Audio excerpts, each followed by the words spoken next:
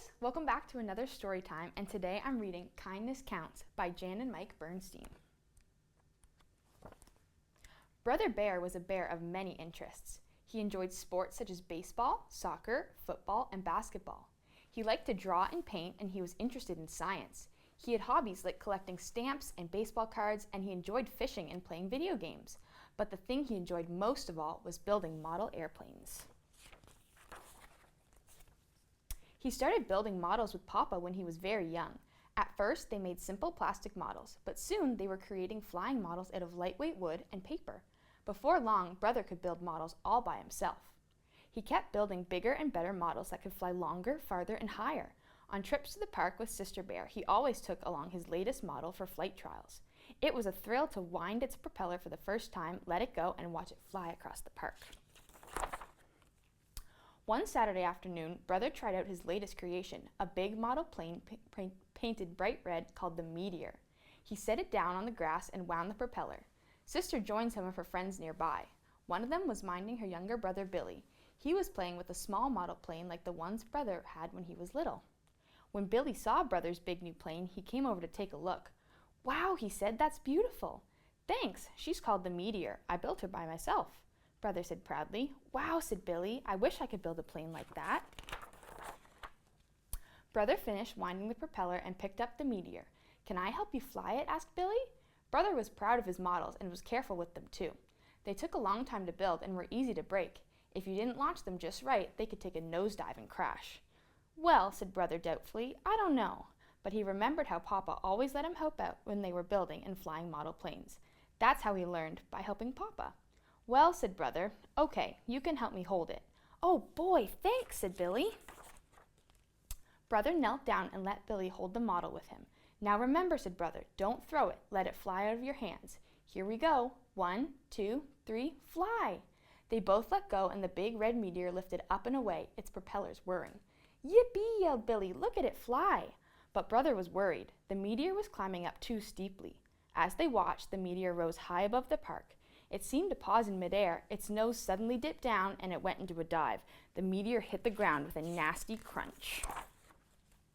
Brother and Billy ran to the wrecked model. Brother sadly picked it up and looked at the damage.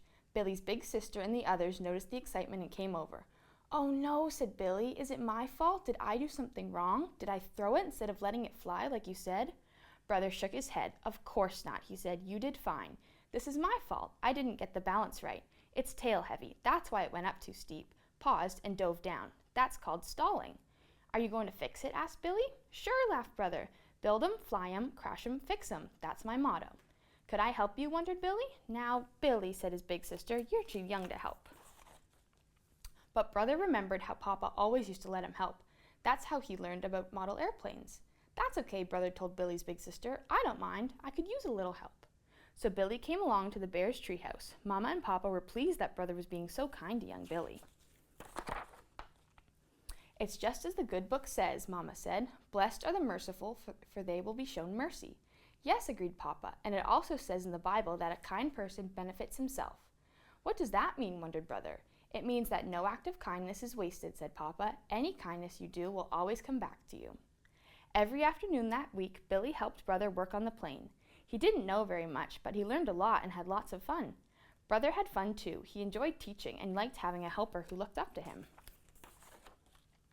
The next Saturday, the Meteor was ready for another flight. Brother and Billy took it down to the park. Everyone came along to watch. They wound the Meteor's propeller, held it up, and let it fly. It lifted away and rose in a long, even curve. "This looks like a good flight," said Brother. The Meteor flew on and on across the field. Slowly it came down, landing clear on the other side of the park in a 3-point landing. Brother and Billy ran over. It was in perfect shape. "Hooray!" yelled Billy, jumping up and down. Brother began to wind up the propeller for another try, but he noticed a group of older cubs coming into the park. They carried a lot of interesting equipment and wore jackets that said Bear Country Rocket Club. Brother went over to watch. They were setting up a model rocket. They were going to fire it off and let it come down by parachute. Brother was excited. "Excuse me," he said to the cub in charge. "Do you think I could help you launch the rocket?" The cub shook his head. "Sorry," he said. "You're too young. It's too dangerous." Brother walked away sadly, but he noticed that Billy was staying behind. He was talking to the older cub in charge. The older cub called Brother back. "My cousin Billy tells me you let him help with your model plane," said the older cub. Brother just nodded. The older cub smiled. "That was cool. You seem to know a lot about flying and models. I guess you can help out." So the rocket cub let Brother hold things for them, carry things for them, and squirt a little glue here and there. He learned a lot and he was happy. When it was time to fire off the rocket, they even let Brother push the button. 10, 9, 8, 7, 6, 5, 4, 3, 2, 1, fire, said the cub in charge, and Brother pushed the button. There was a loud whoosh. The rocket shot up, leaving a trail of smoke. High above the park, a yellow parachute popped open, and the rocket drifted back to Earth. They ran over to it. It was all twisted and scorched. "Are you going to fix it?" asked Brother. "Sure," laughed the older cub. "Build 'em, fly 'em, crash 'em, fix 'em. That's our motto." "Could I help you?" asked Brother. The older cub thought it over. "Sure," he said, slapping Brother on the back. "Why not?" So, because Brother Bear had shown a little kindness to someone younger than himself, he became the youngest member ever of the Bear Country Rocket Club. And was he ever proud? Well, thank you for joining me for a story, and we'll see you guys next week.